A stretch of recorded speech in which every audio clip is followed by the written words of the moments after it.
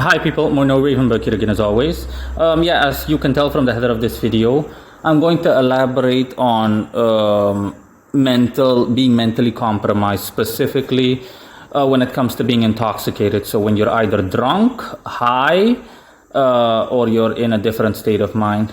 Now, one thing that people don't understand in general is that when you're drunk, for example, or you're high, or you, for example, have used drugs, it doesn't matter, or you used a lot of, you use some kind of mind-altering substance that usually has negative connotations to it. So within societal standards at a global level, the most common ones are getting drunk, as in consuming excess alcohol, which automatically leaves you mentally impaired, at least partially.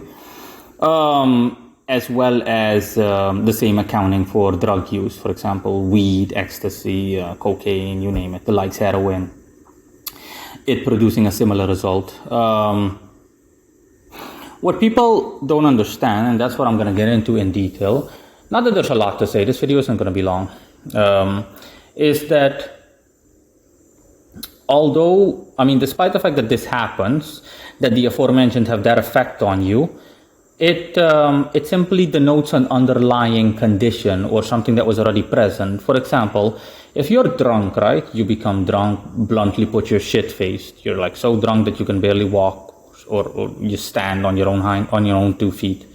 You can barely move around, etc. You really just went overboard. You consumed 2 to 3 times the legal limit, regardless of where you live. And way past any boundary you had relating to alcohol tolerance. What's going to happen, anything you say and do that will, generally speaking, be perceived as wildly inappropriate and that can lead to worst case scenario disastrous results for you or consequences.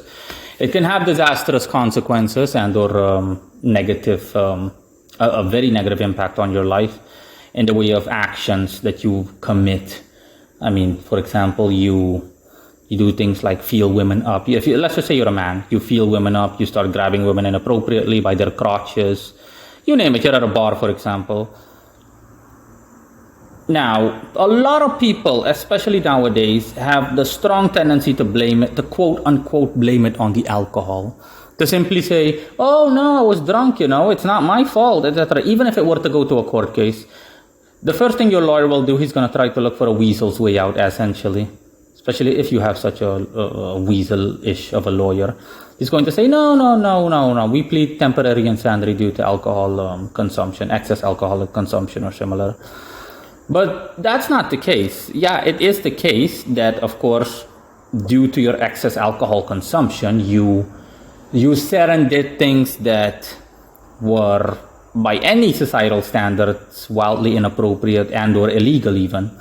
But my point is, at a root cause or at a base level, it comes from somewhere, and that's where it comes into play. On the spiritual front, the thing is that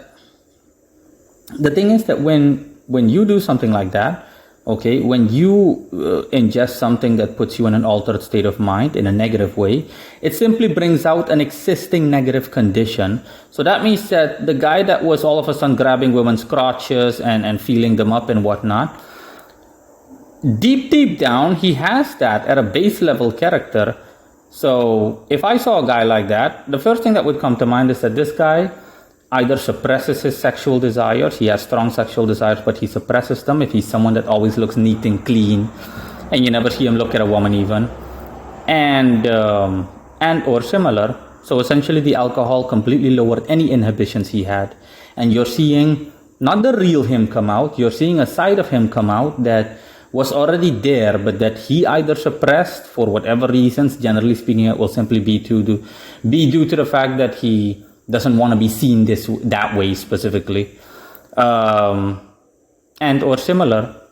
And I can just go on, okay? If you, for example, see a normal average woman and she takes like cocaine or heroin, and all of a sudden you see her literally, for example, propositioning men on the street for sex, strange men that she's never even met, then you can't completely blame it on the heroin and the cocaine. That means that it was always there at some base level. That means that this woman either has a strong sex drive or she had a good deal in the way of suppressed sexual behavior and their motivations. And the cocaine and the heroin essentially just made all rationale go out the window.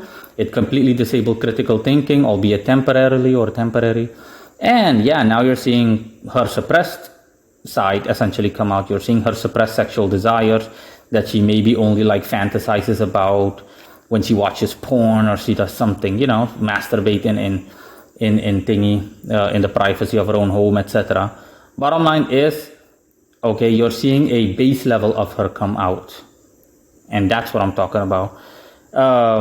That's why stuff like this is quite common. You see, for example, people being racist from whom you never expect it when they're, for example, drunk or when they're stoned out of their mind, etc.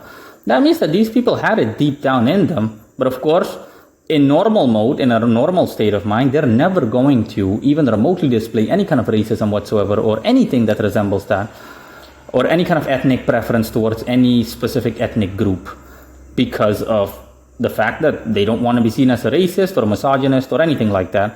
They literally, for the sake of societal politeness, they think about their image and they essentially legitimately suppress any kind of thoughts they have, or at best, they keep those thoughts to themselves. So if you read the guy's mind, you would see like, wow, this guy, on occasion, he tends to be bigoted. And what the alcohol or the drugs does, in any case, what the mind-altering substance does, is literally just take everything out. The mind-altering substance, regardless of what it may be, is essentially like the bars that held up a prison cell completely disappearing, and it's new, and the prisoner is just like, yeah, baby, I'm free, and he just runs out and he loses his mind, and you know, later he gets put back by a prison guard, metaphorically speaking, but the damage is already done.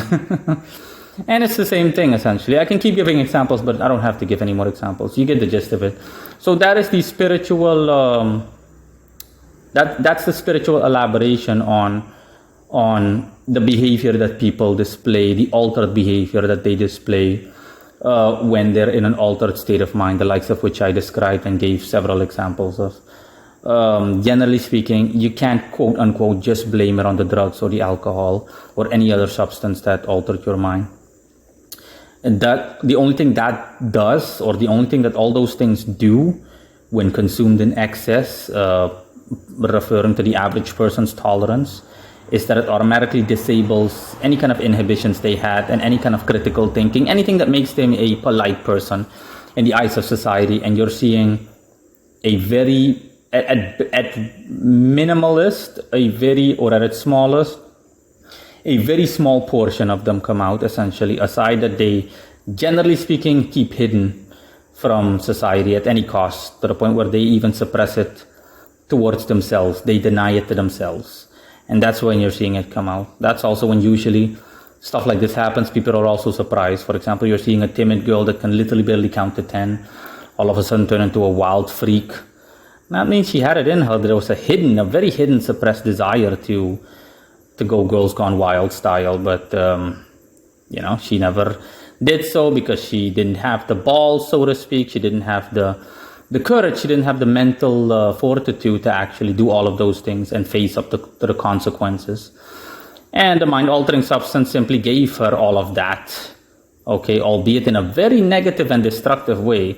That's also why you're almost never going to come across a situation where things ended well for someone, as in that happened and everybody was like, oh, okay, yeah, that was hilarious, okay, moving on. No, it has, generally speaking, permanent, or at the very least long-term negative consequences for the individual. Their image is ruined, their reputation shattered, everything has just gone down the drain in one drunken fit, or one fit of freaking smoke and cocaine and drugs overall.